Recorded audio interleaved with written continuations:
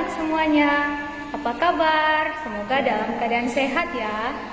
Nah, hari ini kita akan belajar mata pelajaran fisika dengan materi pertama yaitu hakikat fisika dan prosedur ilmiah.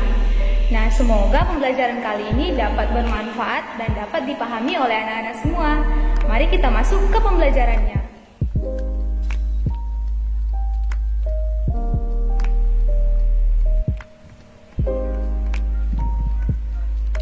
Hakikat fisika dan prosedur ilmiah. Sebelum masuk kepada hakikat fisika, mari kita pelajari apa itu fisika. Fisika merupakan salah satu cabang ilmu dari sains dengan dua cabang lainnya yaitu kimia dan biologi.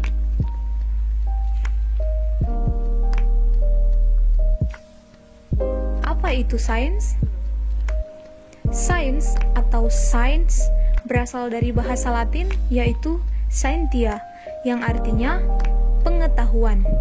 Maka didapat pengertian sains adalah ilmu pengetahuan alam yang mempelajari gejala alam melalui tahapan pengamatan, eksperimen, dan analisis. Dan fisika merupakan bagian dari sains yang mempelajari energi dan materi beserta interaksinya. Fisika memiliki dua cabang keilmuan.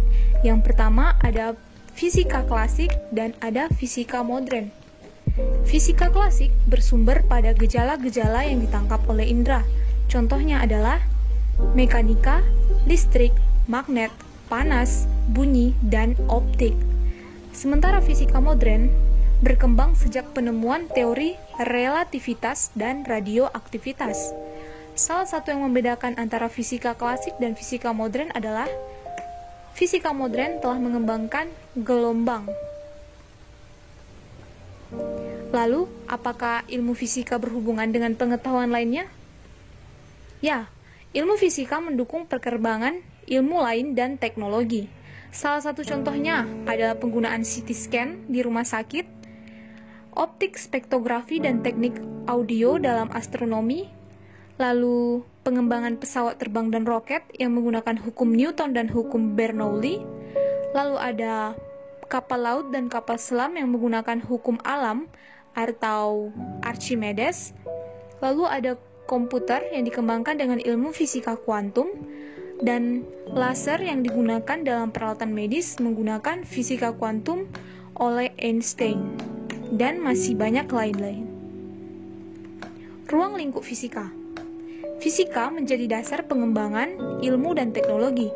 Kaitan antara fisika dengan disiplin ilmu lainnya membentuk disiplin ilmu baru, salah satunya ilmu astrofisika, yaitu ilmu fisika yang berhubungan dengan ilmu astronomi. Ilmu biofisika, yaitu ilmu fisika yang berhubungan dengan biologi. Fisika medis, fisika dengan ilmu kesehatan.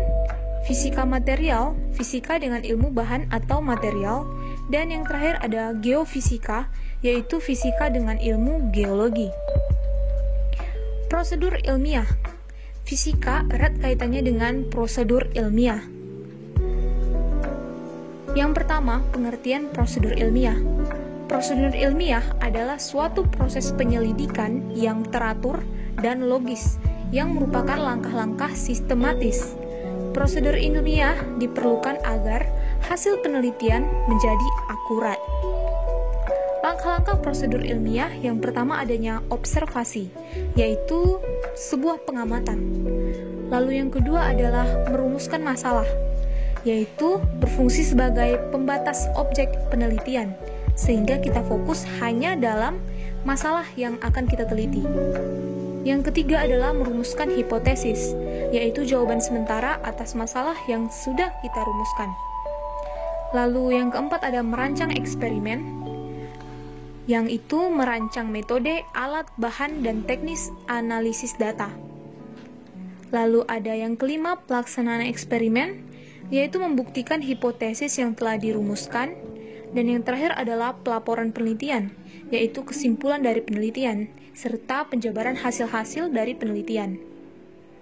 Serta kita bisa masuk ke hakikat fisika yaitu ilmu pengetahuan alam yang mempelajari materi dan energi serta interaksi antar keduanya melalui serangkaian proses yang disebut dengan metode ilmiah.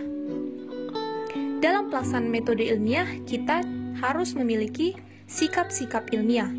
Yang pertama adalah rasa ingin tahu, jujur, tekun, teliti, objektivitas, dan terbuka dalam menerima pendapat yang benar. Apa kegunaan metode ilmiah ini? Mari kita jabarkan. Yang pertama adalah dengan menggunakan metode ilmiah, maka dihasilkan penemuan-penemuan baru yang membantu memecahkan masalah dengan penalaran dan pembuktian. Lalu kita bisa menguji ulang hasil penelitian dengan menggunakan metode ilmiah. Dan yang terakhir, kita bisa memecahkan atau menemukan jawaban dari rahasia alam yang menjadi teka-teki atau penemuan-penemuan baru yang belum pernah diteliti. Nah, untuk uji penguasaan materi, silakan jawab pertanyaan berikut. Yang pertama, jelaskan manfaat mempelajari fisika.